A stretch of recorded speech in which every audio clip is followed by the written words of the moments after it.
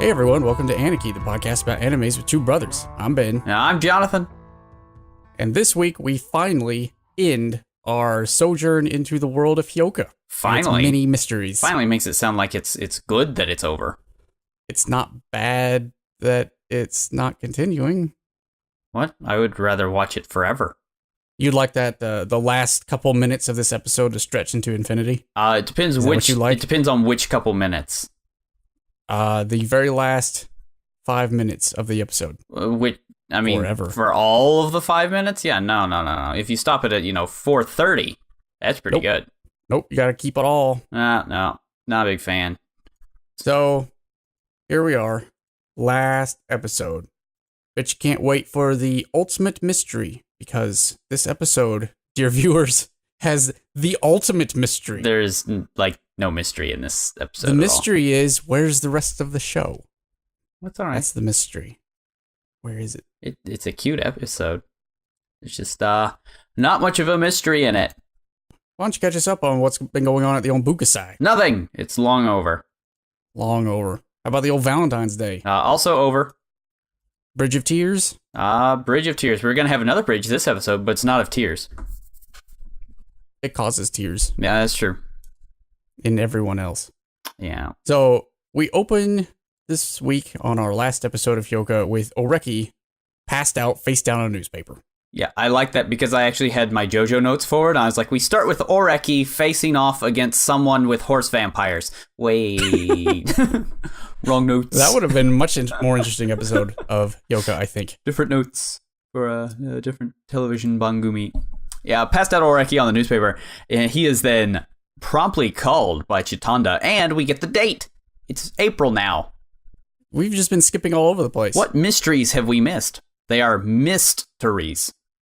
Ooh. We do know that it's a holiday. It's Doll Day.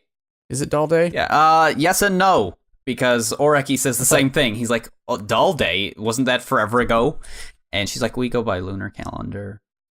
Because are they Jewish? No, they're just Japanese. And they use the lunar calendar because the Chinese use the lunar calendar. That's fair. Because all of East Asia like the lunar calendar. Mostly because the Chinese like the lunar calendar. That's it. So Chitanda asks Oreki, hey, you do anything day after tomorrow? No. He's like, no, I'm going to be doing the same thing I do every day, which is lying face down in a newspaper after hitting my sister's herb collection. Yeah, not try and take over the world. In fact, try not to do much of anything. So she, of course, tells Oreki, how would you like to hold a bumbershoot for me? It'd be great, he says. Oh, wait, no, that's what he said. Not what he said. He said he would not like to do that. He would not like to hold umbrellas? Because that's boring. Why would anyone hold an umbrella? Because it's Doll Day. Now, it's like it's for the Hinamtsuri. Yeah. He's like, why do I need to hold an umbrella for dolls? She's like, it's because the dolls walk, Oreki. The dolls walk. The machines have taken over, but only in our town, and we need you to hold the umbrella in case it rains. Yeah. Because otherwise they short circuit. Not quite. More makeup would run, and that would be bad. Oh. And, well, it's a living. Yeah, he's like, it's a living Hinamatsuri. I assume that I can do it. Especially when she says, oh, that's because the humans play the dolls. Yep. And this year, I'm the Empress. Oh my, yes please. I'll take 3. I'll put them in a little box, and I'll put them on my shelves. Now keep in mind, the only reason she is even asking him to do this is because he's the only one who the clothes will fit on. Because the person who normally does it got injured or had a quote-unquote accident. I don't know what that means. Is he still there? Is this like a Hinamizawa accident? Oh my. Is he alive? Is he Do dead? we know? I don't know. What year is it? Umineko? What? So yeah, you want to tell everyone what Doll Day normally is? They set up dolls of the imperial court in their house. You have shelves, and you set them up. It's very adorable. You can get very fancy sets of these things. Ooh, I just found a picture of one from Seattle. I mean, yeah, they do one. I don't really know why, but, it's what you do. Yeah, why do they do that? I'm curious. I do not know, but it is what they do. They've just done it since the Heian period. Yeah, they've also been training little girls to be wives since the Heian era, but we tried not to bring that up. So anyway, This year, Chitanda is going to be the Empress. Well, Emperor. No, she's the Empress every year. Oh, is that right? That's right. Yeah. Wait, every year? I thought she was just this year. Nope. She's always the Empress. This is who she normally plays. She gets very flustered when Oreki keeps referring to, the people that are going to be walking around as dolls over and over and over again. Chitanda's like, I'm not a doll. No, don't. It's embarrassing when you put it like that. Just don't bring it up. Stop being a beautiful little ninjo. Stop being my ninjo. Stop being adorable. See what I did there? Just like adorable, but a doll. So adorable. Yeah. Chidalda. Need to workshop it. So we get back from our op. The title this week is A Chick on a Detour. Who's the chick? That's Chitanda. Chitanda. See, now that's way better. Well, if you remember later on in the episode, we have a little sign in the changing room that's called the Live Chick Dolls. Oh, yeah. Yeah, I think this is one of those things where they have a word they've co-opted from English, but they're not using it quite right. That happens a lot. They do. A mansion's an apartment building. Right? A stove is a space heater. Don't worry about it too much. Oreki is out on his bike, going through the fields, going to this village. And he happens upon a big sakura tree. Yep. Cherry tree. It's blooming way out of season. Super out of season. Blooming early. Like a blooming onion. It's very pretty, though. It is. He even notices. It catches his eye. He realizes that the bridge going to Chitanda's place, per her instructions, is currently under construction. Not quite yet, but it's about to be. He can cross, but he can't go back. Yeah, because they're about to do some heavy-duty stuff to this ditch. Well, it's a little stream. It's a little like irrigation stream, and it's a little wooden bridge, and they're gonna basically take down all the planks and put new ones up. That's what you do. Yeah, so I'm pretty sure there's something poetic here about him crossing but can't coming back. Yeah, I'm sure. But I don't know what it is. Something commitment, youth. Yeah. Passing of time. Mono no aware is really what it boils down to. Pretty much. He arrives at the shrine, which looks suspiciously exactly like the one from the anime Shiki, which means that everyone there is now vampires and everyone's about to die. Sure. I think. Is that how that works? I have no idea what you're referencing, so I will assume yes. I mean, Irisu would probably be the main vampire. Well, she is in this episode, turns out. Should probably stake her in the heart first. She is a spider. They are known for sucking the guts out of the living. But he walks inside, and it is super ultra modern. Nice automatic doors, tile floor. Everything's nice. Just really nice. Except he is immediately judged, found wanting, but allowed in only because, Chitanda said he was going to show up at some point. Yeah. But all of the old men running this little festival are thoroughly unimpressed by him. They're very grumpy. Yeah. As you would expect. I wouldn't expect any happy old men. Oh, yeah. There aren't any. Oh. He's such a fish out of water. He's a fish out of water everywhere. That's true. There's only one younger guy. He's got sort of brownish, reddish hair. Got some piercings. But in comes an old man in charge of everything, just yelling at everybody. The way an old Japanese man only knows best. He puts the fear of God in everyone in that room. He does. Even Oreki, yeah, who tries not to let it show too much. Yeah, but then the old man just gets down on his knees and is like, thank you very, very much for coming all this way. I know it was a hassle and you shouldn't have been asked to do it, especially since you're an outsider. And he bows to him very formally and he's like, what? Okay, I'll bow back. Sorry. Yep. I've got to wait for you to stop bowing first. So are you done? Nope. Okay. Yes, it's very frantic. And then he basically, use me how you will. Yeah. Just do whatever. Make this stop. Yeah. I'm very uncomfortable. To which the old man grins and is like, Oreki, you got your act together. And it's like, dude. This is the only time he has ever been told this in his entire life. Given the last 21 episodes, yeah. I'm not really surprised. No. He basically stays in this room pretty much all morning, just taking up the kerosene heater. Yeah. Or stobu. Stobu, see? It all comes back around. Buy gold. And he gets to overhear all the dudes talking about all the planning and what's going where. You hear one of the old guys who's like, man, going? It's such a good job. I'm so glad that they delayed that bridge construction for us. And Oreki's like, nope, Stradamus says nope about that. They didn't do that thing. Are you kidding me? Are you sure? It's like, oh. I mean, I talked to the guy outside and he said that they're about to rip the thing up. So the room falls into chaos until the old man from before is like, we don't care about any problems now. Now is the time to fix it. so let's fix it. And Oreki's like, what's the big deal about the bridge? And they're like, dude, procession with the dolls goes across bridge. Big deal. So the guy who judged him earlier, not the one who bowed to him, but some other old man is like, are you sure that that's what you saw? Oreki's like, yeah. Like, well, then we're going to have to find out, while shooting the messenger the biggest of death glares. There's a lot of staring. He is eyeing him daggers. And it's like, dude, he didn't do anything. If anything, Oreki just saved your butt. Otherwise, you'd get down to that bridge and you'd be like, Go about 100 meters further down. Yeah. Well, yeah, we're going to see later why that's such a big deal. Throughout this entire episode, Oreki, in pretty much every scene, is framed as an outsider. Oh, yeah, absolutely. He's always by himself. Like in these scenes with him with these dudes, he's over by the kerosene heater and everyone else is at the table. Well, this is very important for the end scene. Right. Because he's an outsider to Chitanda's world, as we've noted before. And this is right. 100% Chitanda's world right here. Yes. He's, as you said, fish out of water. Yeah. Yeah, he's still over by the heater when news comes back confirming what he already knew. Yeah. And everyone immediately turns on poor Tanimoto. Yeah. Who is supposed apparently to check. The most worthless bum ever to exist. When they walked in, he was like downing cups of sake, if I recall correctly. Just being like, this is what Matsuris are for, right? Getting wasted on sake? Yes, please. Yes. And he's like, no, I'm not a worthless bum. We called the other day and we told them to delay. Everything was fine. It's like, well, someone called them like earlier today and was like, okay, you can start up. It's cool, no problem.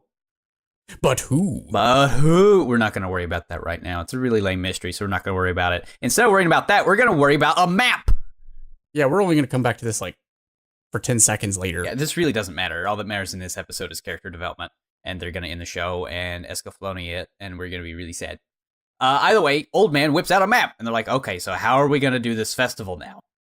A detour must be found. They get all sorts of suggestions, most of which are stupid. Yeah, like walking all the way down one side, coming back, then walking down all the way down the other side, because they want to make sure they get people on the East Bank and the West Bank, and they don't do that, it's no good. Because the initial suggestion's like, well, we'll just go down the east side and come back up. And they're like, well, what about the west? It's like, okay, well, we'll go all the way down. We'll come all the way back. We'll go across the bridge up here and then go all the way back down. And they're like, no, that's stupid. That's walking like 4 times the distance. I'm like, okay, so here's what we're going to do. We're going to go down halfway, turn around, come back up the bridge, and then go around the other way. And they're like, no, that's stupid. And we'll look like a bunch of idiots in front of the media. And the guy with the brown hair is like, why don't you go to the bridge that's like 100 meters? How about we just like, go down like another block and use that bridge? Because it's like right there. It's like, boop. Yeah, and the room goes suspiciously quiet. And they're like, that's not a good idea. No, we shouldn't do We don't like that idea. And it's about this time Oreki gets the summons. A maid has come to collect Oreki. Oh my. And everyone is shocked because the maid says, Chitanda is looking for you. Well, he is escorted to the live chick doll's dressing room. Which sounds like something out of Final Fantasy VII. Yeah. Sexy Dream Girl Leg Avenue.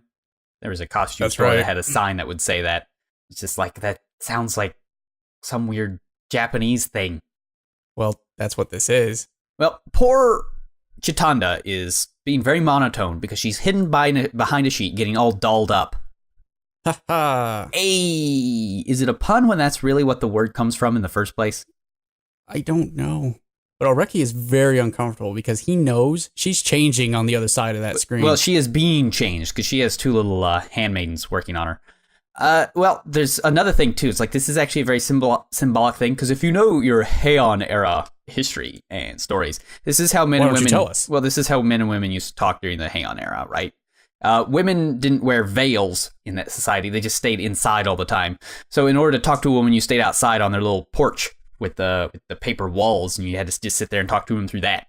It was scandal of scandals if you saw the hem of their garment. Ooh.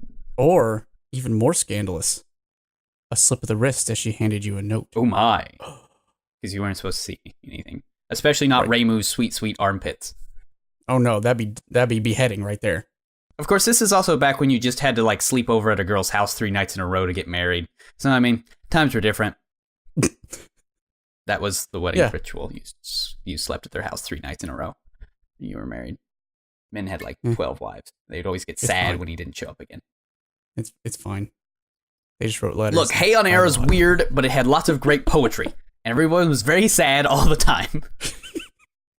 They were very sad being rich. Yes. When all the rest of the country was fighting off barbarians from the north and starving, trying to grow enough rice. All that. Yeah. So anyway, Chitanda is talking really funny. Yeah. If you remember, every other episode, she's like the most carefree, silly, whimsical, all that stuff. Manic pixie type. And now she's suddenly super in control. It's time to get serious. Really, really, really, really serious. Is there trouble? Yup. Tell me what happened. There's little time. What was the bridge? The bridge is the thing. Like, okay, well, that's fine. I thought that might have been what happened, so here's what we're going to do. I'm going to call the priest from the shrine to the south of here, personally, and then I'm going to get my dad to contact the family that's in charge of that area of land. So tell them that, and everything's going to go really well, because everything's right and perfect in this world. Go do it, Oreki. Go do it. That's it? Yeah. He's like, they'll understand. Now shoot. You are dismissed. So he delivers the message, and everyone, instead of being happy that the problem seems solved now, is really depressed. Until the old man again is like, all right, let's do it. We're making this happen. Go get ready. Stop it. Stop it. Stop it. Go, go, go, go, go. I love this old guy. And that's where we get our break. So I had a question. Yes, I have an answer. Maybe. Where's my mystery? There really isn't one in this episode. Where's my mystery? Maybe that's the mystery. Maybe it's a very meta mystery.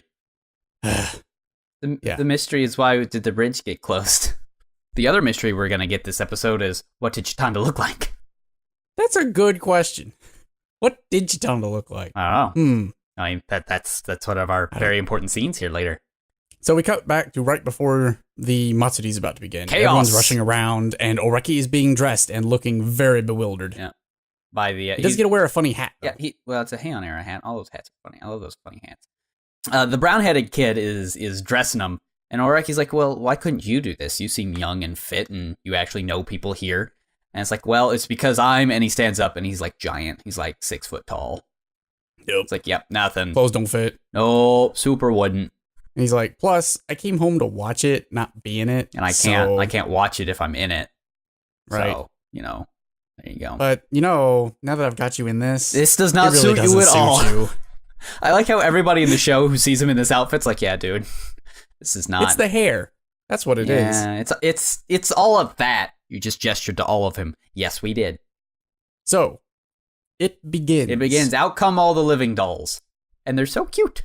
Oreki starts looking quite cold, holding his giant umbrella outside. Yeah. I like the itty-bitty kids. Or the guys in the Oni outfit. Oh, I missed those. What? The guys in the Oni outfits? I was too busy being distracted by Irisu stepping out in full Emperor regalia. No, I know, right? It's pretty sweet. It's like, whoa! She's supposed to be the Empress, and yet here we are. She should be the Empress, but I guess she can settle for being the most powerful then. They're the Oni, and there's another shot here of some little ill kids all dressed up, and it's super cute too. Flashy. There they are. Hello. Little kids. Yeah, I see them. They're ittle bitty and cute. Oh. Oh. Man, if you couldn't tell before, this little girl's face is super Kyoto animation. Yeah. It's cute. I do like this detail here. Woman behind that little girl has a face mask on. Oh, does she? Yeah. Oh, yeah. Because it's cold, and she might have a cold or something. Oh, you get a real cute detail later on in the episode when they're writing stuff down. It's super cute. But anyway, out comes Irisu, and she is the Emperor, and she's got that weird hat with the weird tail thing on it. But she's very prim and proper, and it's great. Right. All the pictures are taken. And Oreki is standing there seeing that, and then, oh my. What's this? She's got so many sleeves. She has so many sleeves, John. She's got all the sleeves. She's got the little crown. She's got a crown. I don't. She's got the little fan.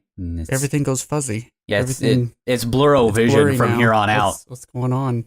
It's like a dream sequence. Yep, it's blurro vision from here on out, guys. The only thing I'm upset about this is it's not very historically accurate because they didn't black out their teeth like they're supposed to. Oh my goodness. Well, you gotta black out teeth, otherwise it looks like caterpillar husks. Oh dear. That's what they thought. That's gross, and you know it. That's what they thought. What do you want from me? Well, they were weird. Well, they were weird. They were different.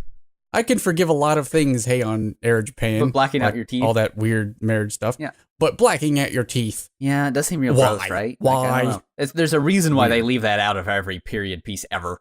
Because it's Good. weird and gross. Because it's gross. Yeah, well, they thought seeing white teeth was gross because it looked like silkworm shells. Ugh. Mm-hmm. Japan. Well, It's always been weird. This is 700s Japan, so I mean, Yeah. what were we doing in the 700s? We were dying of the Black Plague. Oreki has been like really cold up till now. Now he can't feel anything. This He's whole completely time. numb. He can't. Everything is amazing. He doesn't know how he's feeling. He doesn't know what these emotions are. Yeah. Has he had emotions before? He's not sure. having a lot of them right now. And he keeps thinking to himself, this is bad. This is bad. This is It's real really bad. bad. I'm I doing. should not have come here. I'm doing things. It's the I'm worst. working. Oh my. I'm like, is he gonna faint? Or is might. he just realizing that he's falling for her? Well, yeah, more or less. Because I think it's both. 'Cause he's just completely blown away by everything that is happening, and oh my goodness, His motto I is shattered. get to be cute and help out my cute not girlfriend who I want to be my girlfriend, who's pretty sure wants to be my girlfriend, and here we go. And oh my, look, we're gonna go under this the out of season sakura tree. Oh it's my too, goodness, There's too much pretty. It's too much. And this is he can see forever. Yeah, this arouses Oreki's curiosity because now Oreki says he is curious. He can't stand it. He wants to know what. I can't see Chitanda. He's been behind her this whole time. I can't. And he really wants. Moss. Yeah, he wants to see what she looks like because she's going under this sakura tree. Such a lovely dream. Such a lovely And place. then it's ruined by Satoshi. Yeah, such a lovely place. Such a lovely face. And then Satoshi breaks the mood. Satoshi, mood killer. Well, he's the worst. He's pretty bad. Because it's just So like, why do you exist now? Hello, Your arc it's is me." over. You should go away. Okay, so two other things about this right now. Yeah. First off, Satoshi's here with who? Ibarra-chan. Ibarra. And also, oh my goodness, what is she wearing? Because it's pretty adorable. Her collar is enormous. Yeah, well, it's the style. Is that her collar? It's all in the style, Ben. It's all in the style. I don't know what Satoshi's trying to be. Nah, I think he's trying to be Freddie Mercury. He's but Satoshi. He's failing. He's Satoshi. But yeah, they came together on one bike, might I add. Oh my. Oh my. Either way, we cut from there to the gang talking in front of the main shrine, and, you know, Chitanda and the dolls have gone inside to do some purification ritual that nobody else understands or really cares about because they're too busy eating festival food and trying to warm up. Yeah. It's just Oreki, Satoshi, and Ibarra sitting on the stairs. But then Satoshi runs away to get more stuff to shove in his hole. Yeah. They sort of razz him. They're like, you know, you didn't really suit your outfit very well. Yeah, no, you don't look good in that. It doesn't suit you And at all. Satoshi's like, you know, I think you ruined the whole thing. No, I think that was Ibarra who said that he ruined the whole thing. Oh, really? That's an Ibarra. mean. That's an Ibarra statement to say. Not Satoshi wouldn't say that. He would just razz him. Now Ibarra would be like, "Yeah, you ruined the whole thing. You let us all down. Yeah. You let Chitanda down." Satoshi jumps up and decides that he needs more Odango, so he runs off, gets some of those. Ibarra's like, hey, Oreki, I'd like to thank you The for the Valentine's Day. Valentine's Day thing. He's like, And at this point, You- about 3 episodes ago, "You're like, I realized, hey, wait, oh, wait, I'm in the wrong episode. I'm in the wrong anime. How'd this happen?" Yeah.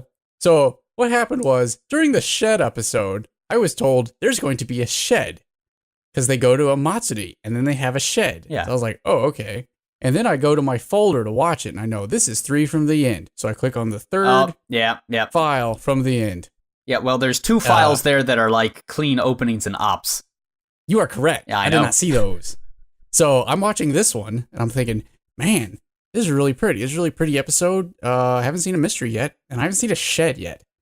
And then I get down to here, and she's like, oh, thanks for Valentine's Day. I'm like, I know there's a Valentine's Day episode coming. Oh, no. I've ruined everything. You have. You ruined yourself. I mean, Thankfully, there I aren't haven't any really like missed much. Yeah, there aren't really any spoilers or anything. So, No, it's just pretty stuff happens. Yeah. That's literally it so far. yeah. And a bridge is out. Yeah, you're not wrong. Moving on for the new stuff. Yeah. For me. So apparently, Ibarra and Satoshi's relationship Has is actually an ongoing thing now. He actually did confess to her. and they're going out. Well, and not, Oreki's like, so not quite, but it's so what's better. changed? What's how's things going? And Ibarra's like, nothing's changed. Nothing's really changed, really. I like how in this scene when Ibarra first thanks him, Oreki's like, yeah, I got really mad and I yelled at Satoshi really hard. And she's like, I heard. And that's where he's like, oh. So if he told you that, does that mean you're like, the missed connection is no longer missed? Sounds like it. Oreki goes in to try to find Chitanda. Meanwhile, Irisu. Well, he runs into Irisu instead. Yeah. Who says some weird stuff like she was emperor for, quote, various reasons, unquote. Yeah, oh my. Whatever that means. But she heard about the bridge being out. That doesn't make a whole lot of sense, does it, Oreki? What do you think about that, Oreki? And Oreki starts twisting his head like, oh no, not again. No. It's weird, though, because Irisu stops and is like, hey, whoa. I know you're declining and everything because of that one time, but I really don't have any ulterior motives right now. Yeah, like the other thing really I was doing asking. For a reason. I had a job to do. Do you really think I would lie to you during this Matsuri and everything? And I'm like, yes, Irisu, you would. You would do that thing. You're a habitual manipulator. You're a spider. You're a spider lady. In this picture and in this scene, if you didn't know that this was a high school anime, Irisu's face is very grown up. Oh yeah, for a high school anime girl. I mean, that's what she always is. She's always more mature than everybody else. But the schoolgirl outfit before sort of muted that whole aspect of her. Yeah, so seeing her out of it, she's very mature. Like, oh, you should be in another show. Like you're above all this. Meanwhile, a feast. A feast. Yes, all the sake. Let us feast. Oreki gets to go to the feast because he helped out. Good job, Oreki. But he gets to sit all by himself because he can't drink yet. Yeah, well, he's just going to go outside to the porch. Right, so he goes out on the veranda instead, where the sun is setting, and all is still. You're right. The sun is setting in this scene. The sun is setting for the rest of the episode. Yeah, no, you're right. Exactly. Very long sunset. That's what I was about to point out. It's like, well, now, wait a minute. You're right. Sun is setting in this scene. Well, we'll just not worry about it. Well, they do live in the mountains, and living in the mountains here in Seattle, even I know that just because the sun's setting up here doesn't mean when I go down there, it's not still setting. That's fair. Or vice versa. The mountains do weird things to the sun. You just kind of have to deal with it. But suddenly, a frumpy Chitanda rounds the corner. I know. It's like she's like, night and day. Everything was so bad. Everything is the worst. He's like, I had to hold in everything. I had to hold it all in. And he's like, why? Because you were a living doll and couldn't show emotions? Like, no, because I was curious about that stupid bridge. I couldn't say anything. I was so thought about it all day, and all she wanted to do was turn around and say, "Kini narimasu." So bad. She's like, yes, I wanted to say that all day. But now... So she doesn't actually say it. Yeah. Oh, you're right. He says it twice. He says it. Once for himself, and once for her. Yeah. Either way, both of them have a theory as to who in the world probably called the bridge company to tell him to do construction. So Chitanda has an idea, so she whips out her brush pen, and it's like, okay, so here's what we're going to do. We're both going to write down the name of who we thought it was, and then we're going to show it to each other at the same time. And Oreki's like, well, that's nice, but neither of us have paper. So she just starts writing on the front of her hand, and it's ticklish. She gets the tickles. She's very ticklish. And fun fact, he's ticklish too. I know, it's such a cute scene, because she's like trying to stifle a laugh while she's writing on her own hand, and eventually, after holding her breath, she's like, oh, finally it's over. And hands it to Oreki, and it looks like Oreki's not going to, but he actually laughs out loud of it because he's too tickly. It's so tickly. See, and this is like great little bit of just subtle animation. They didn't need to do this at all, but they're like, let's make them both ticklish because it's a brush pen. Like, okay.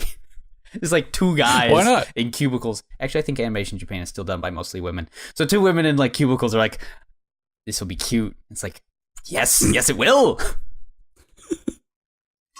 And it was celebrated. It was. So they compare notes by flipping their hands over at the same time. Yep. Chitanda's is Konari's-san, and Oreki's is the brown-haired kid. Hair. And Chitanda's like, yeah, we said the same thing. That's all right. Good. They picked the same person. They did. And then they go over why they picked who that person was. Yeah. This is our mystery. This is our big reveal. Our accusing parlors, this porch. I'm sure you guys were just on the edge of your seats waiting to know what they're on the edge of the porch. Oh, you got me there. They're on the edge of their seats. Yeah. Anyway, so Oreki's idea is someone called to start construction today. Everyone was panicking except one guy. It was the guy with the brown hair. It was that guy. It was that guy. And if you watch the episode again, he's right. That guy was calm through the entire time. Yep. But why would he go through all the trouble? What was special this year that he really wanted them to go over that dumb bridge? Yeah, what was different? Because he could have seen this any year. Yeah, because he's from here. He's just here on business. He's just there on vacation. Well, it was the tree. The tree was out of season. Yeah, and it was really pretty. And Chitanda's like, oh, yeah, I thought it was that guy because everyone else is going nuts except him. Plus, he wants to be a photographer in the future. Yeah. How about that? Yeah. So yeah, that's it. It's because he wanted to take a picture of them under the cherry tree. The other thing about this scene is when Oreki says it's because of this tree was out of season, she's like, he would go through all that trouble for such a reason. And Oreki internally is like, yeah, well, you were super in the tree and it was, and if it weren't for Satoshi, I would have done the same thing. It's like, yeah. He's so jealous. So jelly. Well, now after that sunset, we're going to have the other sunset. Yes, the purpler sunset. One might call it what? I don't know. Well, it might be a little pink or reddish. Right. So what color might it be? Going all the way back to the opening monologue of the entire show. Now I'm trying to think. What tint might the sunset give us at the very end of the television show? Well, I'll let you think about that, and we'll get there at the very end. Okay. Well, they start walking home, and it's time for some Chitanda #real talk. Oh, we never had one of these before. We've not? She's like, hey, Oreki, let me tell you some things. You know I told you I'd call that priest, right? Well, it's boring, but I'm going to tell you all the things. Everything. I'm going to What's open my interesting is he Kokoro. doesn't even try to put up a fight. Oh, no, he wouldn't. He's like, oh, okay. And she goes, okay, well, at one time, this whole village was divided in two, north and south. Lots of fighting over land and water. But then we got over it. Who cares? Except for religious celebrations. Yeah. And without prior warning. Yeah, we really shouldn't go onto their area of the former village without telling them for religious reasons, because it's a bit of a taboo. And everyone flipped out in that room because, well, no one else is qualified like us, the Chitandas. Yeah, so I was the only one able to make the call. Yeah. Oreki's like, well, you are a powerful old family, just like Satoshi said. She's like, I wonder about that. Yeah, I mean, we're powerful and whatnot, but really only here in this valley, and it's pretty small. We're a big fish in a small pond. Yep. And then she gets real introspective here. She and her family are bound to the valley. Forever. Yeah, pretty much. She's like, this place, it's not unimportant, but it's also not really significant. Yeah. And no matter what I do in life, I still have to come back here. Yeah. It's destiny. Yeah, because, well, for school next year, we're going to have to pick our focus, whether or not we're going to do liberal arts or science. And I was thinking that, I could do liberal arts and go into business and whatnot in order to help the family business, or I could go the science route to do ag science. But, the whole thing with the festival let us know that, by festival here, I mean bunkasai. The whole thing with the bunkasai was, well, it was a disaster, so I would probably not be great at business, but I'm very curious, so that means I'm probably going to be okay in ag science. So that's what I'm going to do. And he backs her up. He's like, very yeah, sweet. business Very doesn't sweet. really suit you. Oh. She's like, but this is my place. It's not great, but it is mine, and I wanted you to see it. Oreki says, by the way, you know how you want to take care of the science part of your business? Well, I could stay here with you and take care of the business side. And there's a big sweep of cherry blossoms, and it's very sweet, and that's where the show ends, and it's very nice. And the credits roll. It's very Everything's good. fine. Everything's fine Everything's forever. over. The end. Hooray! Hooray! They're together forever. Yep. It's very Oh cute. wait, why is it still going? It's Because still going over someone on my side. hates us. It's still going. Because it's Why? hateful. It's Southern Indiana hateful. That's what it is. It's too much Hateful. meanness. There's so much meanness right now. Because You know what actually happens? the show's Remember that over. time Nothing that- more to see here. Everything is fine, and I'm not crying, and it's the best end to the best show ever, and it's absolutely great, and I love it. Hey, remember that time in the shed where Oreki had a sarcastic thought? Shut up. Remember that? No. And it turns out he didn't actually say that? No. Don't say. Guess what? Don't break the illusion for them. They're our podcast listeners. They're not going to download the show. We can end it the way we want it to. That's where we're going to end it. That way. Nope. No.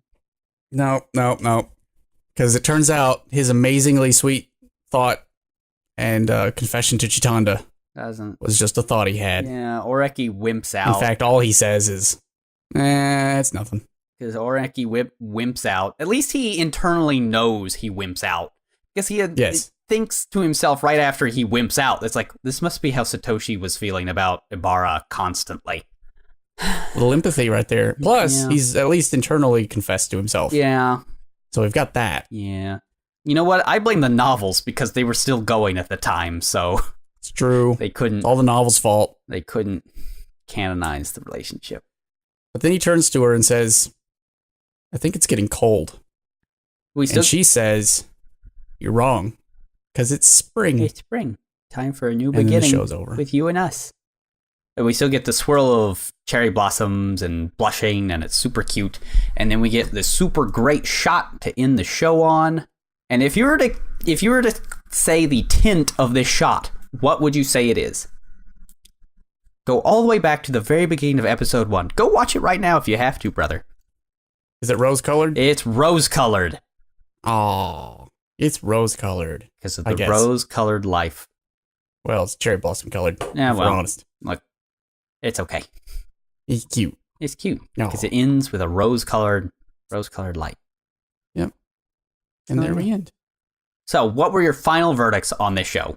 It being great and really good. All my things. Do we want to talk about the episode, this particular episode? Okay, yeah, first, let's talk about the whole show. Talk about the particular episode, I guess. Okay. All right. What was your best about this particular episode? Oreki's confession. Oh. Well. Hold on. Yes. Now you ask me what was the worst. What was the worst? Him wimping out, and it's the worst. Yeah. Yeah, it is. My best was actually, this episode is probably the most visually stunning of the entire really series. Good. They went out with a bang. Mostly because they saved a whole lot of money. Mm-hmm. A lot of money on this show because they didn't do a whole lot of stuff. Yeah. So they blew it all in the last episode. No, they were able to animate other things extremely well. Since, you don't have these action scenes, but they still have all the budget for doing like an action show. They, blew it out in a bunch of other ways. Because normally for your last episode, you'd have a big confrontation with the bad guy, like Kill la Kill or something, and be super action-packed and exciting. But instead here, we just take a walk. Yeah. They literally have a parade, and that's it. So, it allows you to free up your animation budget to do other things than fast action. My worst also was clearly him wimping out.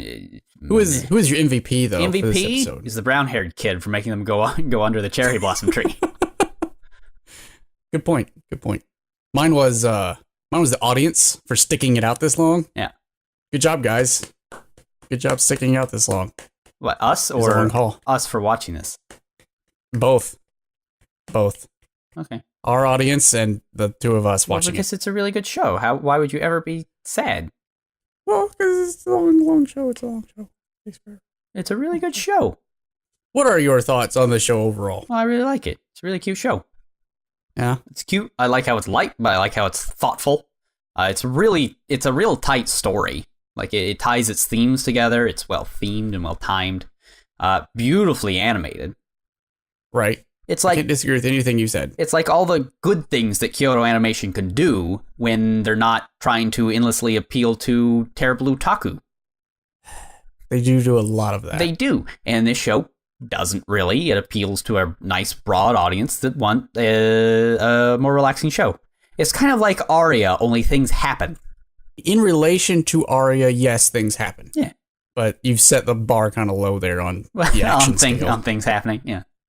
Well, the show has plots, and they are resolved. Right.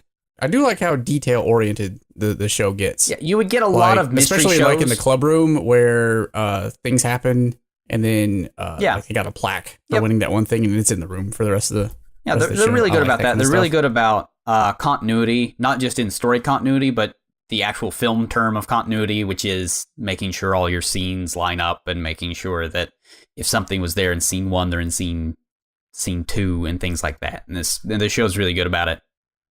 Yeah. I wouldn't be surprised if we went through all the episodes where Cactus is, we could see it grow a little bit too. Like he gets an extra arm. Yeah. So let's talk about the ending. Okay. You gave me the impression that it was very Escaflowne-esque. Well, a little bit. So when you told me that several times on different occasions, Yeah. It's going to be Escaflowne 2.0. Yeah. I was expecting one or both of them to be like, oh, actually, I'm moving to another school. Okay, well, it's not quite that Not bad. because I have to, but because I just thought it would be the thing to do. Okay, well, it's not that bad. And I really thought that's what Chitanda was going to say there at the end when she's all like, yeah, I have to stay here no matter what. So I'm not going to. Bye forever. I'm just going to stay here. I'm not going back to school. Yeah. That's where I thought that was going. Yeah. But the ending is very non-satisfactory for the audience. It's true. But to be fair I to blame the the show, light novels.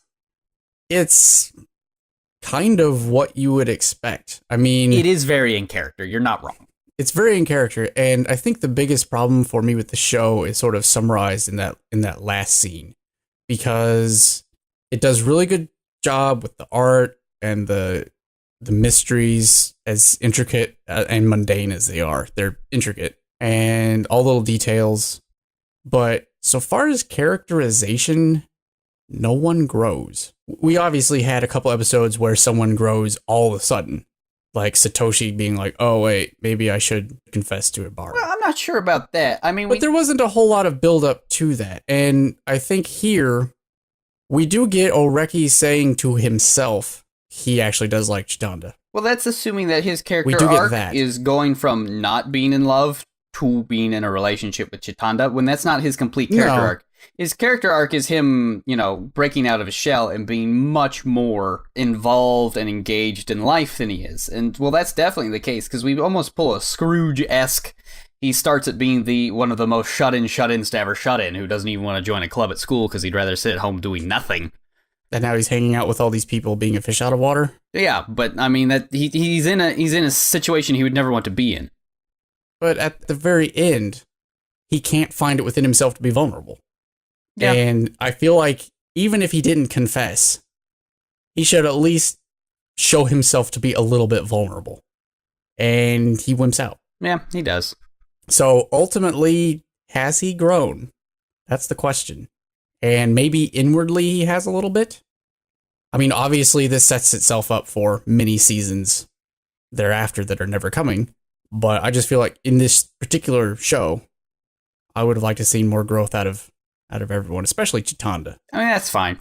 I think the other thing is right, that if anything, the show goes to the opposite of stream that shows that try to adapt light novels do. Where a bunch of shows who try to adopt light novels will do like one light novel every 1 to 2 episodes, and it goes so fast that you can't handle what's happening. Where this really slows down and takes its time. I think this covers maybe this whole 22 episode show takes place over 3 books. It's probably 3 actual novels and then a novel of short stories, or short stories they made up for the show. It took its time. Right. Which is, it's a boon and a bane. Yep. I mean, on the one hand, we get more time with the characters, not so much development from them, but at least our perception of them changes over time. Yeah. But at the same time, it's really slow. It's a very slow show. And people like that. Some people like that. You like that, I know. Oh, it's good. I like it. It's not up my street, but here we are. There you go. I think my overall impression, to be honest, with Hyouka is it's kind of forgettable. Really? It's cute. Well, it is the thing. Forgettable? It's a little forgettable. I mean, if we had not done this show and gone through this thing in depth, if I just sat down and watched it, would at any point I use anybody's catchphrase? Would I say Kiri Narimasu ironically? Would I say that guy's acting a whole lot like Oreki? Well, I think that's a different definition of memorable. Like, I don't sit here and quote the show and I love it to death, but I will sit here and think, it's like, you know what was a good show? Yeah. I'm not saying it's a bad show, But out of the I blue, will never say that it was a say bad it's forgettable is a bit of an overstatement. It's kind of forgettable in the grand scheme of things. Okay, well, if you say that, then I can say it about Kill la Kill, because I don't know anything else about that show. Like, I've watched the whole thing, and I like it a lot, but I'm not quoting any of the characters. I haven't referenced Kill la Kill in private conversation since I watched it. So, does that make Kill la Kill forgettable? But in Kill la Kill, you had a lot of amazing themes that were put forward. You had amazing characterization. Here, you have exquisitely crafted mystery stories? They're okay mysteries. They're interesting. They're bottles unto themselves. Yeah. But ultimately, as soon as you know the trick, it's like a magic trick. You forget it. It's over. No, I don't think so. Look, I will give you this much. I will tell you that the first arc with the actual Hyouka, that's a good one. That's really good. That one's memorable by itself. And because you liked it so much, the one where where the kid got called to the office. Oh, yeah, that's a really good episode. But I can't remember the other ones. I've forgotten until I was reminded of it that the whole trip to the hot springs ever happened. Well, I mean, yeah, that's fair. I mean, there are going to be forgettable episodes in any show, but that doesn't make the show forgettable. How many times going through JoJo's Bizarre Adventure have I said, oh, I didn't remember this happened? That doesn't mean I think JoJo is a forgettable show, because I don't think anyone on the planet who watches JoJo's Bizarre Adventure can make the argument that it is a forgettable TV show. Like, I remember there was an episode where a monkey made a fake boat, but I couldn't tell you exactly what happens in that episode other than a monkey makes a fake boat. So I think no, I'm saying your definition of forgettable is very bad. I don't think so. I think that overall, the characterization's not strong enough. The story isn't strong enough to be really remembered after a season of watching it. Between the two of us watching this together, doing the podcast, that's completely different from if I were by myself sitting down and watching through this. So you think that in like 3 years, you're not going to be like, hey, remember that show where a kid got called to the office and somebody figured out a mystery due to that? You're not going to think that's going to happen? It will, because we did this show. But I'm saying, divorced from this, what we're doing right now, if I had come to Hyouka by myself, sat down and watched it all the way through, if you said, hey, remember that time the kid got called to the office? You're like, I know that from somewhere. Oh, yeah, that one show. All right. I wouldn't think about it. Now, if you want to define that as forgettable, then by all means. So I think I gave it if scores matter, I gave it a 6. It's good. It's good, but it's not great. Sorry to disappoint. Well, I would probably just rate it at like a 7.5 or an 8. But yeah. I think your judgment and your choice of word forgettable is pretty unforgivable, honestly. That's a pretty harsh statement. All right, well, defend it then. Well, why do you think have you not heard me argument for the past 15 minutes? No, you've been trying to tell me that my definition of forgettable is incorrect. Yeah. But I would like to hear why you think that this show is memorable. Because I literally remembered it enough to bring it up as a really good show to watch here for the podcast. Because it leaves you with really cute characters, nice micro mysteries, and beautiful animation. And well-defined and well-executed characters, even if they don't necessarily grow enough for you to find that satisfying. It doesn't make the show forgettable. That's how I feel about it. All right. I mean, you do you. So yeah, there we are. That's Hyouka.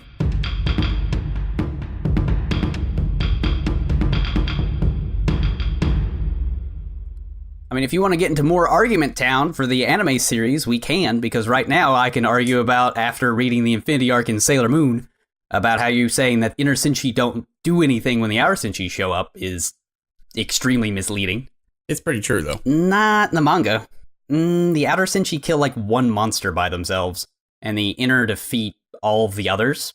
Because I just read it last week, and yeah, they kind of do. Between Super Sailor Moon and the inners, really, the outer Senshi only are responsible for killing one of the witch's 5. Yeah, I never said that the outers fixed anything. I said the inner Senshi didn't do anything. Especially Usagi. No, you Usagi said once the inner Senshi show up, nobody does anything except them. No, once Saturn shows up, no one does anything. Saturn shows up in the last, 5 seconds of the entire arc. And only due to the fact that Super Sailor Moon sacrifices herself with the hopes and dreams of all the other Senshi.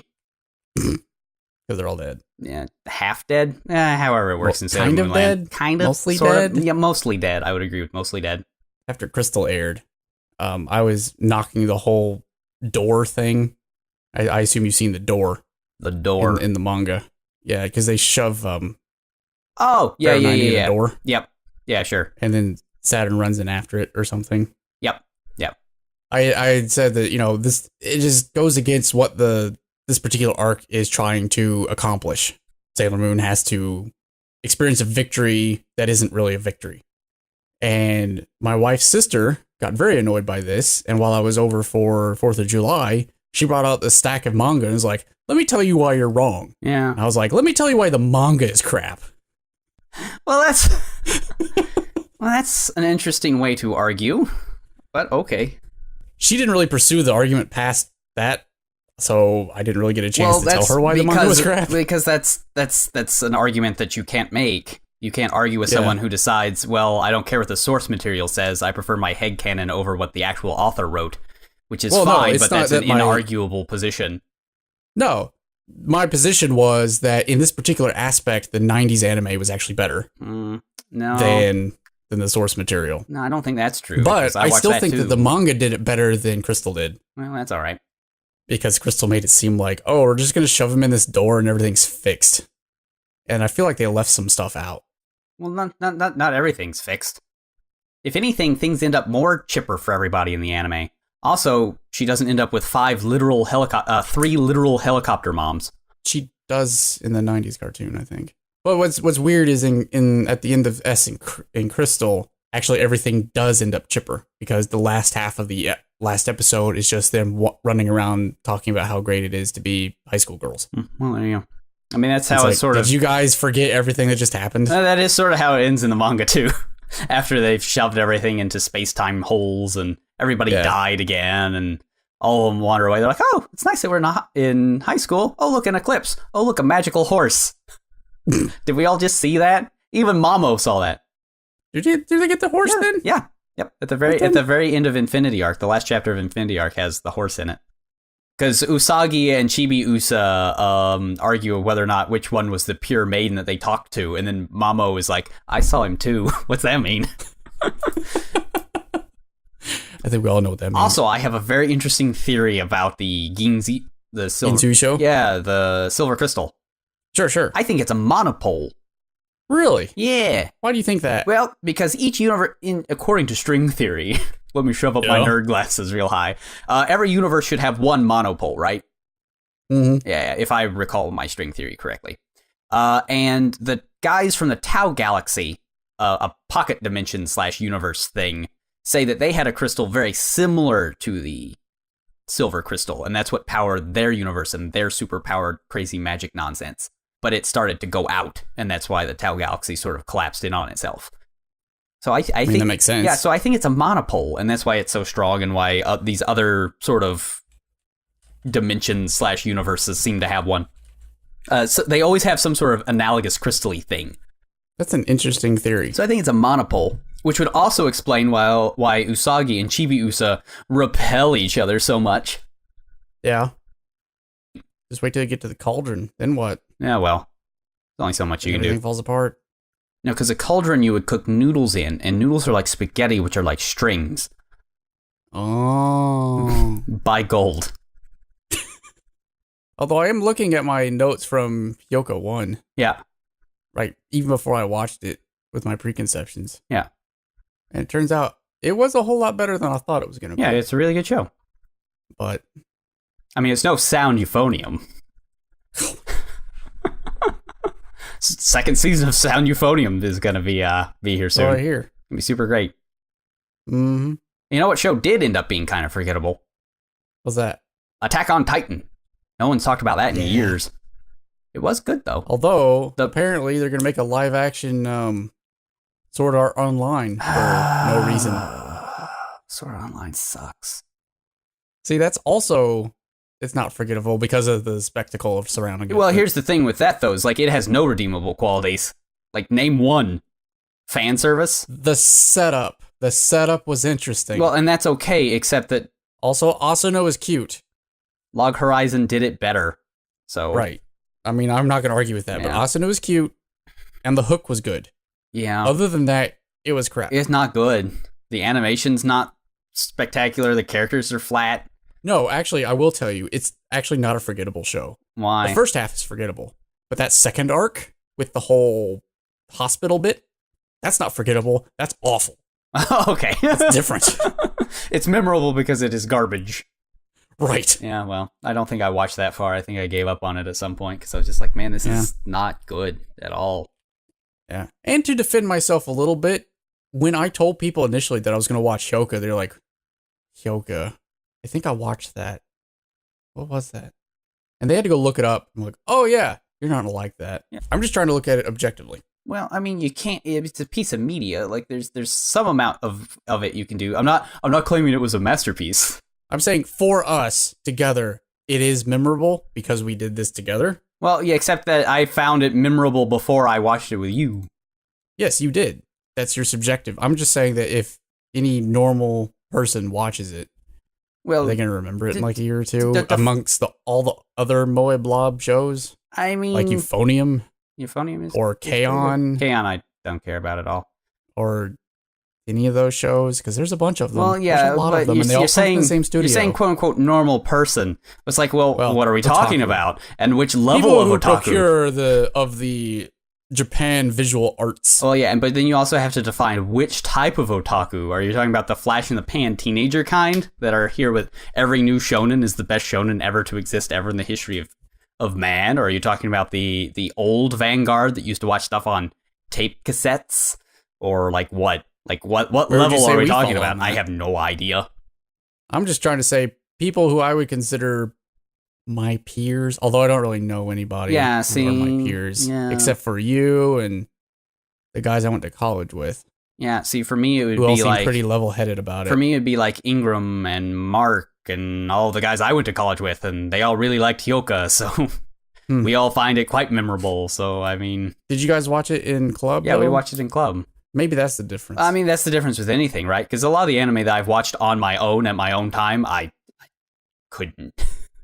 I wouldn't find very many of those. Maybe it's that shared experience that you had with it that makes it more memorable. Yeah, I mean, I think that's true of anything. Like, almost all the shows I've ever watched have been pretty much solo. Yeah. Yeah, I think if you watch anything in a group, I mean, it's going to be the last. Because, I mean, look at this. Do you remember Karin? The vampire show? Yeah, it's not great. See, but you remember that. I remember.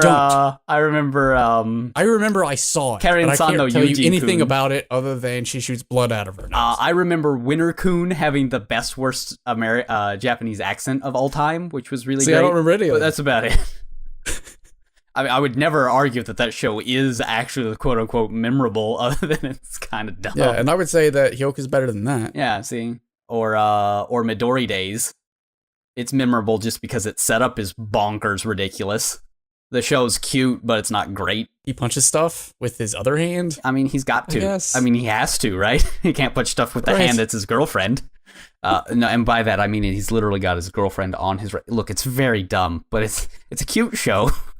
I'm not going to argue that it's a good show. But I mean, it's better than it should be. I'm trying to think if there's any other Kyoto animations that I would rank higher than Hyouka, though. No, exactly. I mean, I'm not sure there probably are very many. Because Kyoto Animation and I have a troubled past. Like in that I don't like them. Yeah. I think they're in charge of Sound UFO, and that show's pretty good. They did do Full Metal Panic, and I liked that. Oh, Full Metal Panic. Oh, that show it's funny. It is funny. It's tonally dissonant, though. Yes, it has no idea what it wants to be. No, it doesn't. But except Fumofu, which I didn't get to see, though I hear is great because it's just the funny bits, which is where the show really shone. They did do Nichijou, although I feel like it's not really a Kyoto Animation show. It has none of the qualities that make a Kyoto Animation show a Kyoto Animation show. That's reasonable. And they did Amagi Brilliant Park, which had a character that was designed by top men. Top men. Okay, I have no idea what you're referring to, but all right. Well, I'm not suggesting you ever watch this show. There's a character in that clearly was designed by a committee of otaku saying, okay, guys, we are going to make a waifu. Ah. Not that we're going to make a character who is adorable and could be a waifu. No, we're going to make one that waifu. is top mid. We're going to make the waifu. Okay. To end all waifus. And then we're going to create a forgettable show around it. And then you wonder where the hell everything went because it was a bad show. See, when you say we're just going to make the waifu to end all waifus, I think you just mean Aoi from Aoi Yoriaushi. They were trying to make a waifu for a new generation. Oof. Ow. Shouldn't it just be the girl from Usagi Drop then? Ooh. Too soon? Too real? Here. I mean, she's on the cover of this manga. So maybe the author actually created her, but golly. Regardless. Oh, nope. Hey, isn't that the thing from Fumel? That's the thing from Fumofu. Yeah, she looks like a tsundere nightmare. She's not tsundere. She is very, or stoic. She's very stoic. Has a giant ponytail, bangs, almost a Hime cut. Ugh. Well, you see her outfit. Yeah, I want nothing to do with that. I mean, she's the most interesting character in that show. What's that say? It means I want nothing to do with it ever. But of the shows other than Full Metal Panic, I would say that Hyouka is the best Kyo Annie show I've seen. Oh yeah, well, that's fair. I mean, it's no Monogatari, the first one. First season only. No other seasons exist. The first one's the one that you should actually ever care about, because it is actually brilliant.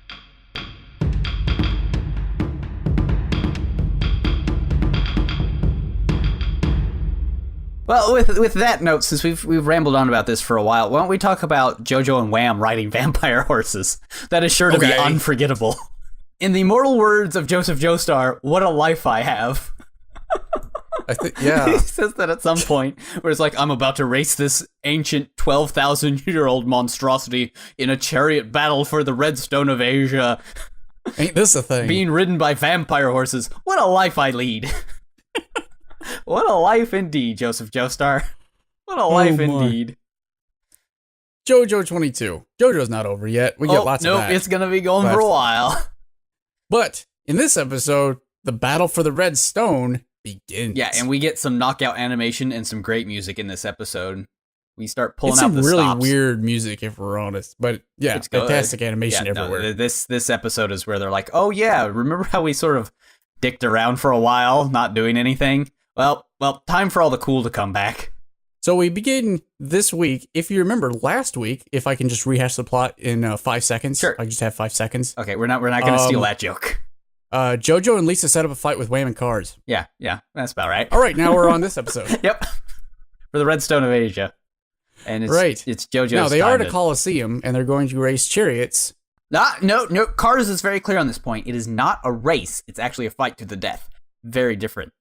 They're going to fight to death while racing, although there's no finish line. While going around the track really fast on horses, yeah. Right. Very fast. Not racing. Very, very fast. These vampire horses can go around this 960-meter track in a minute. So that's around 60 kilometers an hour, which is around something in real speeds. Right. You might want to put a pin in that, because we'll get back to that later on. Oh, when you talk about, like, we're going to go into, like, hyper-dilation speed time about how this episode actually only takes about 2 minutes. Don't worry about that. It's a fighting show.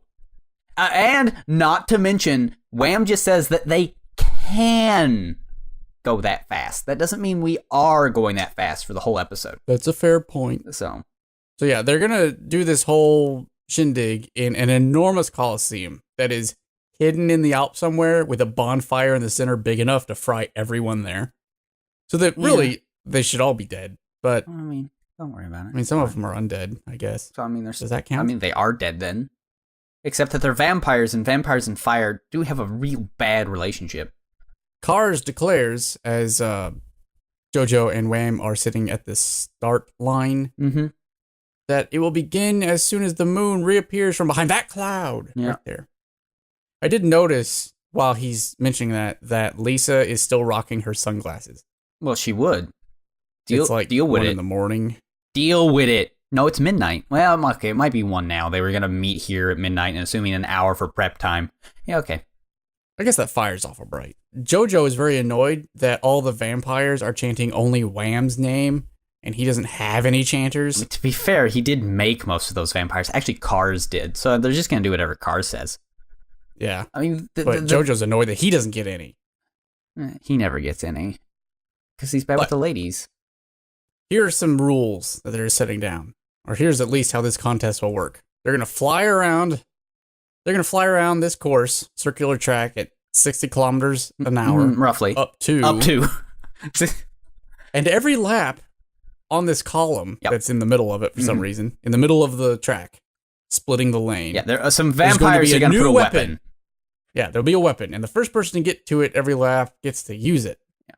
And the first one is going to be this maul/hammer. You want that hammer, Jojo? He wants it. You want that hammer? So essentially what we're going to do is we're going to play Mario Kart. Yeah, no, it is. With vampire horses. Yeah, yep. As long as Jojo gets the blue shell, we're good. Except it's not a race. It's not a race. To the death. Jojo figures if Wham gets that hammer first, it's going to be bad news. Oh, no. I'm going to veto your use of bad news right now. Because later on in this episode, I didn't know what was happening later, so I had already written that. We get a true instance of Wham being officially bad news. But Jojo figures if he can grab the hammer first, that's pretty good. He can cover it in oil. Yeah, because oil conducts Hammond, and metal doesn't. The reins of the horse do. Metal mostly does, but not in this instance, but oil does. Look, Hammond rules are very complicated. We've spent how many episodes discussing Hammond rules? I know, right? So we're not going to worry about it. So, while Jojo fantasizes about covering his hammer in oil, in slick oil, he suddenly gets off of his chariot and starts removing rocks from underneath his chariot. Now, hold on. You forgot where Wham wants to have a nice fight, though, in English. Where does he want to have a nice fight? He wants to have a nice fight right here. I mean, he just says nice fight real well. He says it in English, and it's adorable. Oh. Nice fight, though. But yeah, Jojo starts cleaning up around his chariot. Around his wheels, because he's like, a good start is the most important part. Important part of a race. So I need to clear out all the debris from under my cartwheels. Very, very important. He does ask Wham, though, hey, don't you want to check under your wheels for rubble? Oh, I missed an opportunity to say the reason that Lisa's wearing her sunglasses at night is so she can see. Yeah, I thought we just skipped over that reference. Yeah, well, I brought it back. Because she needs to be able to see that Jojo is not actually taking this serious because he's too busy cleaning up crap from around his wheels. And she has to Monday morning quarterback that crap. And then we get our op. Right as Car says start though. Real loud. Right. We get back from the op, and we find out who exactly is going to be a true warrior. In this case, Jojo, because he quickly just races off towards that hammer. Right. And Wham doesn't. He's stuck because Jojo piled up all the debris that was around his cart right in front of Wham's wheels, like a punk. Yep. What's sad is everybody is now like, "Oh, he's such a cheater. This is the worst." Let's stop everything right now to understand that Crunchyroll just says that the Flower of Evil's mangaka has joined Twitter. Are you serious? Yes. Can we follow him? Where is he? Yeah, I'm sure we can. Oh my, yes. Oh goodness. Follow.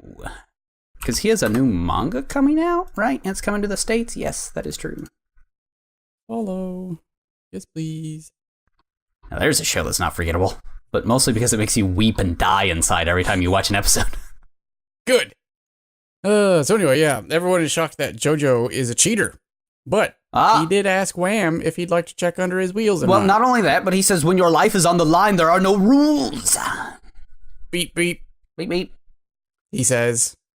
Beep, beep. Yeah, he's a car now. He's a car. Are you sure he's a car and not the Roadrunner? I don't really know. Now, I am going to call shenanigans on like 1, 2, 4, 5, 6 rocks holding up a chariot being pulled by vampire horses. But Which had 150 horsepower each, I believe. Well, we're not going to worry about it. We're going to assume that Jojo was smart enough to do something ridiculous to stop him. I believe it. Of course, Jojo, being the trickster that he is, has gotten ahead of Wham and grabs the hammer. So it is now officially what?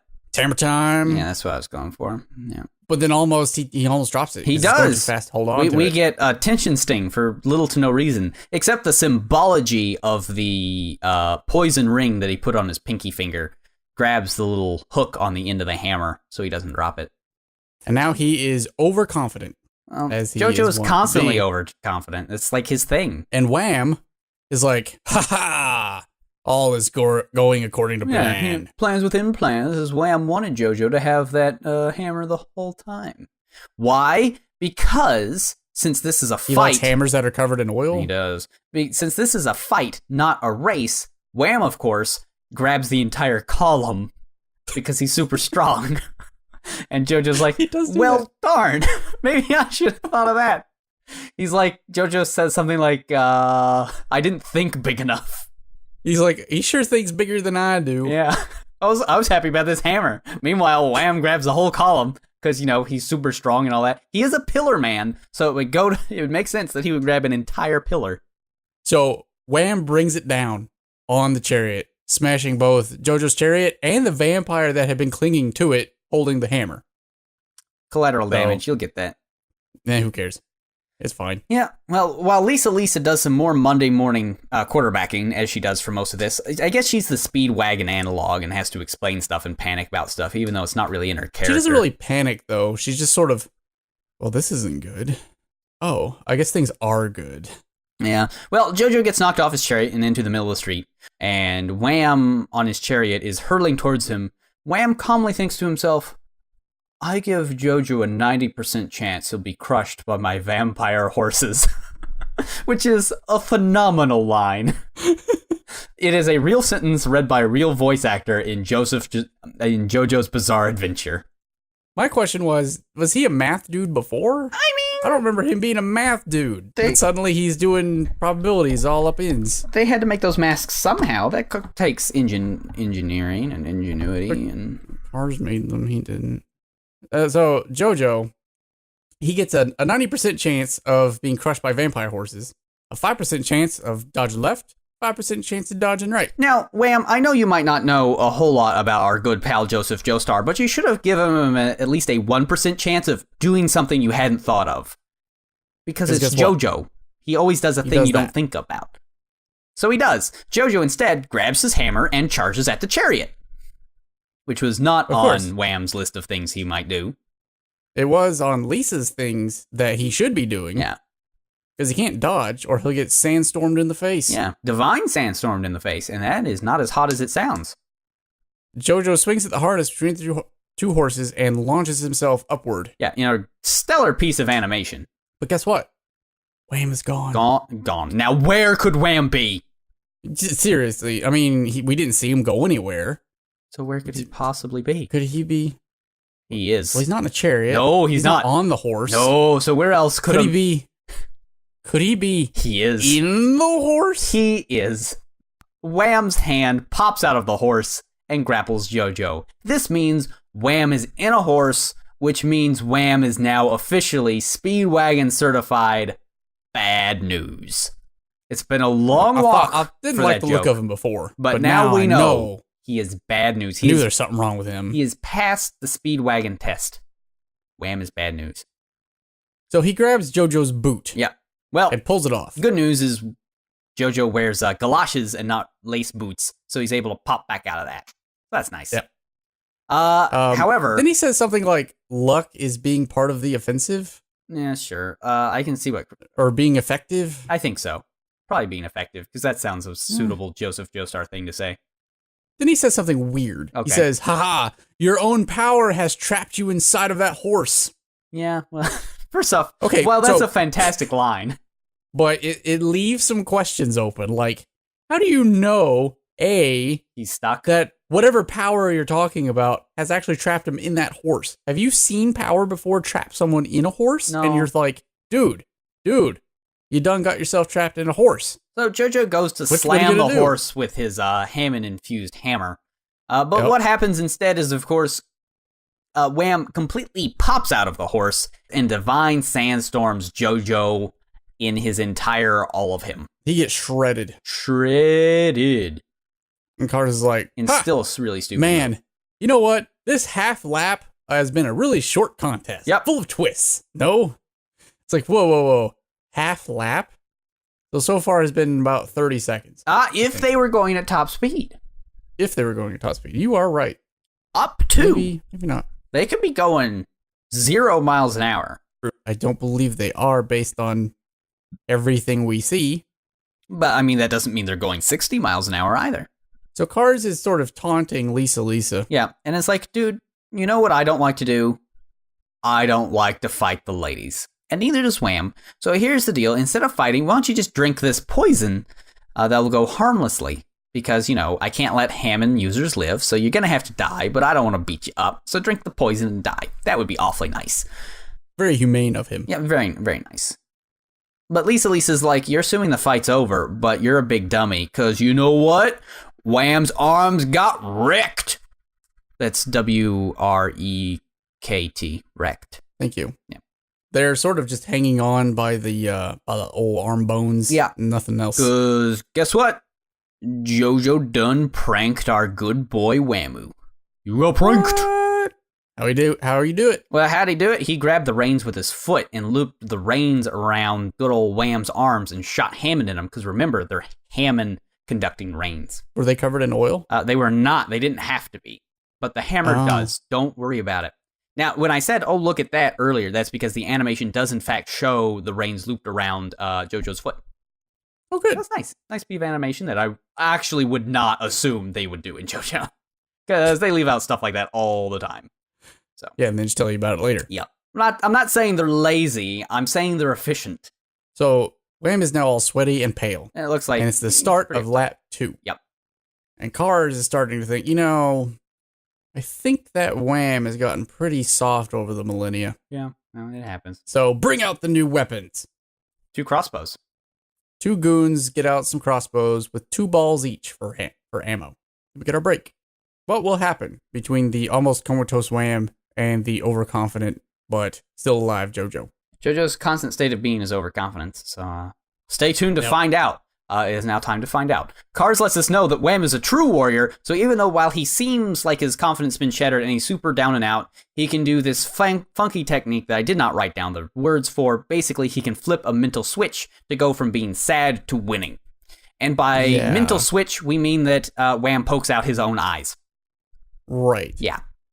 Because that's what I would do if I was losing and needed to pump myself up for the next match. When I'm losing in Overwatch, okay, and I'm really upset that my team's not like doing the things you're supposed to do, like protect the payload or, not let the healer get murderated over and over and over again, or rush the point in dumb ways. I just poke out my own eyes and then we instantly start getting better. Makes sense to me. It's what I do. I'm like, man, this game of Magic isn't going well. I feel really down and out. I really need to draw any spell and I will win. Time to poke out my own eyes, I guess. Well, Wham tries explaining to us better than Cars did why he would choose to poke out his own eyes. He's a bat. Why this is his trigger. He's a bat. For his switch comeback. He's a bat. He's a bat. I guess. He explains it as JoJo exploited my weakness before. Yeah. Which was me being able to see him. So now I can't. Yeah. Now, one could argue that Wham had a real hard time seeing JoJo while he was inside the horsey. But we'll not worry about that. But before that, with his eyes, he could see him, which was a real setback. It is, because this is a Star Wars Jedi thing, right? Right. Yes. Right? Because you can't trust your eyes, because your eyes will lie to you. So instead, use the Force. And by the Force, we mean your weird horn in the middle of your forehead. They can see the wind. So JoJo, of course, starts to paint with every color of the wind so as to confuse and colorblind Wham. Because Grandma Willow told him. Yeah, JoJo's like, hey, you may have lost your eyes for your switch comeback or whatever, but we lost to Caesar, which is mostly better than ours. Usually. One whole fighter is better than Wham's 2 eyes. JoJo grabs the big crossbow. Yeah. There's 2 crossbows. There's a big one and a little one. And JoJo is like, I want more power. Grabs the big one. Grabs the big one. But that was dumb. He doesn't remember about draw strength. Yeah, it's got ridiculous draw strength. So that was probably a bad plan on JoJo's part. But, that's JoJo for you.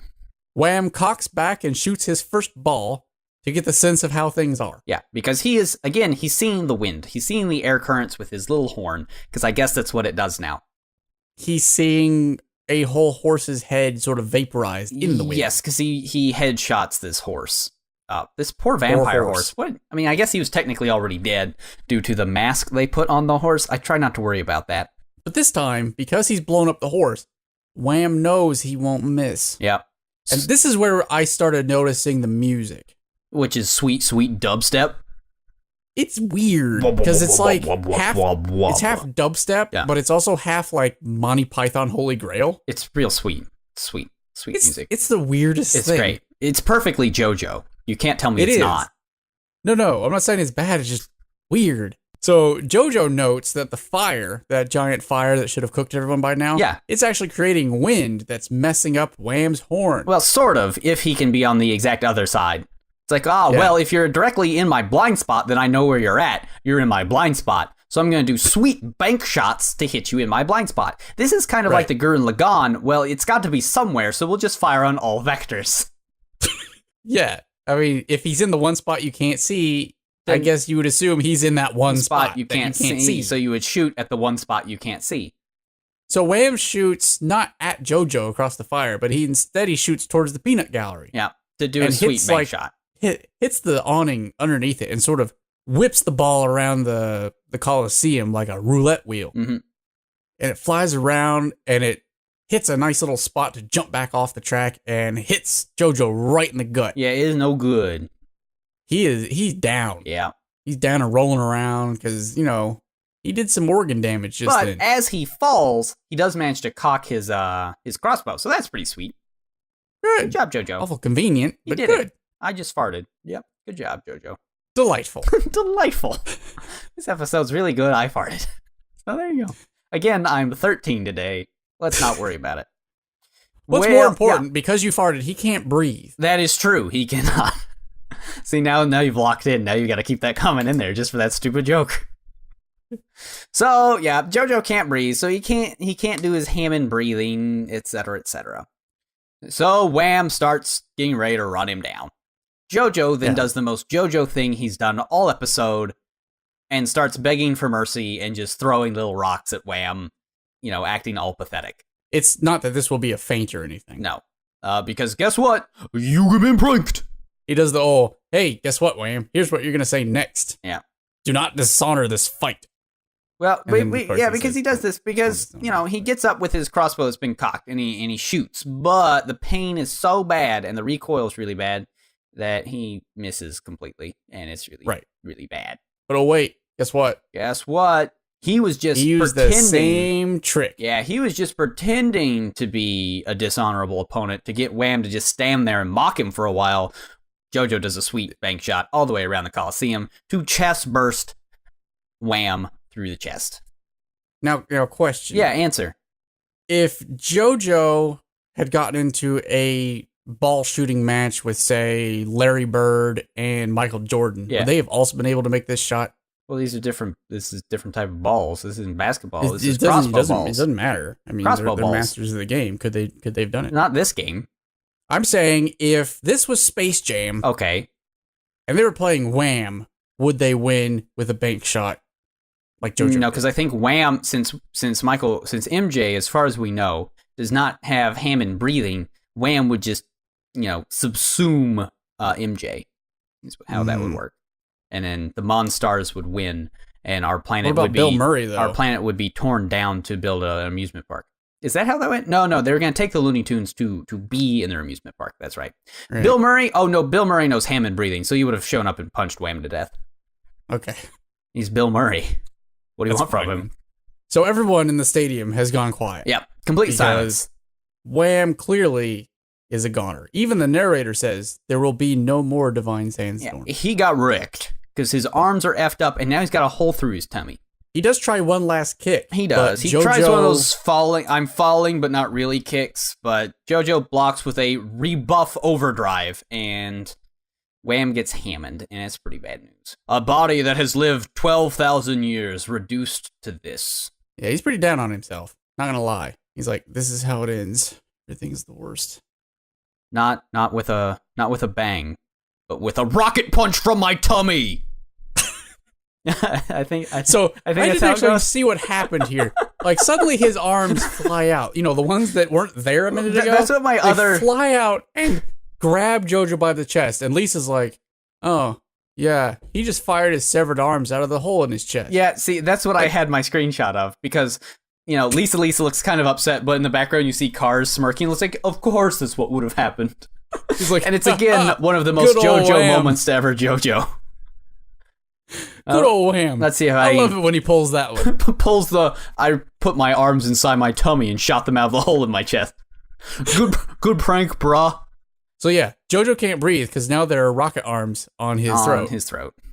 And then Wham develops his little air hoses. Yep, because he's going to do final modo. Final mode. And Car's like, whoa. Did he say final mode? Time out. We can't final mode. He's like, too late. Atmospheric rift. And we get roundabout. We're going to find out what his final mode is next week. It's a la mode. Oh. Just a giant ice cream falls from the heaven. Cars is like, yeah. Lisa's like, huh? He fired his severed arms out of the hole in his chest. His severed forearms. Oh, JoJo. Cars is like, yeah. I knew he had it in him. In him, yeah, very literally. Out come the windpipes, final modo, atmospheric. Final modo? Oh, he's just going to play some magic online. Oh, that makes sense. All right. Oh, dear. Well, it's going to be hard without his hands, but I play magic online without my eyes when I get bummed, so it makes sense. Fair. What do you do? What was your best of this ridiculousness? Oh, golly. Can you just best the whole thing? I'd go with another guy popping out of a horse. Yeah, no, that's got to be it, right? Yeah. We've waited how many episodes to have somebody pop out of a horse again? Please tell me. I mean, I haven't seen Stardust Crusaders, but please tell me that someone pops out of a horse. I don't remember because I find Stardust Crusaders too forgettable, too unmemorable to know. That's unfortunate. I remember a monkey making a boat, but I don't remember anybody popping out of a horse. But I wouldn't put it past it. Sounds like something that would happen in that. What was your worst? Worst? There's not really. I don't think there's anything in this that like really sucks or anything. Is there? Lisa Monday morning quarterbacking up from the Peanut Gallery. Yeah, mine was the Peanut Gallery. I mean, it's not much of a worst. Because I would rather it be Speedwagon because Lisa doesn't really have that the sheer panic in her voice in all times. Right, she's just concerned. Yeah, well, good news is the preview shows Speedwagon being back next episode. I think he helicopters in. So who do you have for MVP? MVP, Wham's forearms. I have JoJo's ball. All right, yeah, he did have a good ball. He does have the biggest. I mean, he shot through the heart. Ooh, so. And you're to blame? He gave love a bad name? He did. I didn't actually notice this. My wife did, because she listened to the episode where Caesar, rest his soul, died. Yeah. And she's like, yeah, I wasn't really surprised by that. Like, well, really? Of course he would. Of course he would die. And she's like, yeah, because they showed it in the op. They do. It's true. And I was like, oh yeah, they do.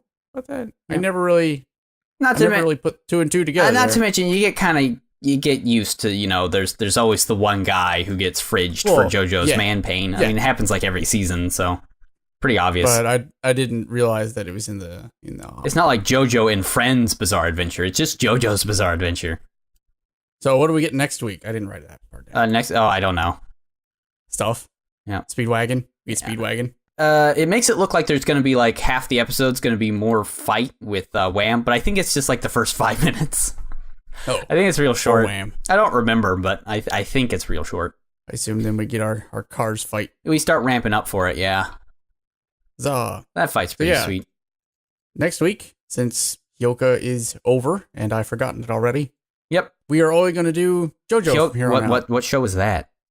What, JoJo or the other one? Nah, I don't remember ever watching another show. I thought it was just JoJo. Just JoJo? Yeah, I think so. So we'll watch 2 episodes of JoJo next episode, and then wrap it up with the last 2 episodes of JoJo. There you go. Yep. We're going to have some JoJo-only specials. Each half episode will be one Joe. First episode will be Joseph, and the second one will be Joestar. Hey everyone, thanks for listening. If you have comments or questions about Hyouka, JoJo, or just want our inane take on anything anime related, you can get in touch with us on Facebook or Twitter at Aniki Podcast. Also, make sure to check out the show notes for bonus content and links to stuff we talked about this time. So, thanks for listening, and see you next time on Aniki.